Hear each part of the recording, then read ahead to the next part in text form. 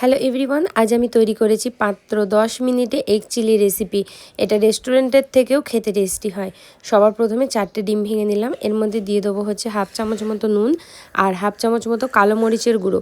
এই দুটোকে খুব ভালো করে ফেটিয়ে নিতে হবে। অপরদিকে একটা প্যানের মধ্যে কিছুটা পরিমাণ তেল দিয়ে এর মধ্যে দিয়ে দিতে হবে সেই ফেটিয়ে রাখা ডিমগুলোকে প্রথমে হাই ফ্লেমে রেখে দিয়ে যখন দেখবেন একটু একটু জমাট বাঁধছে এইভাবে সরিয়ে সরিয়ে দিয়ে এগুলোকে ঠিক এইভাবে ছোটো ছোটো করে পিস কেটে নিয়ে ভেজে নিতে হবে।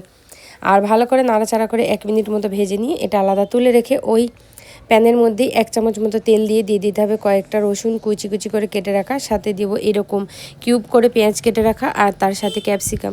এগুলোকে 1 মিনিট ভেজে নিয়ে দিয়ে দিতে হবে এর মধ্যে কাঁচা লঙ্কা কুচি। কাঁচা লঙ্কার এই সব জিনিসগুলোকে ভেজে নিতে হবে হাই ফ্লেমে। হালকা হালকা যখন স্পট আসা শুরু হবে তখন দিতে হবে 1 চামচ টমেটো, 1 চামচ সয়া সস, 2 চামচ গ্রিন চিলি সস, 4 চামচ মতো টমেটোর সস, হাফ চামচ নুন আর হাফ চামচ কাশ্মীরি লাল লঙ্কার গুঁড়ো।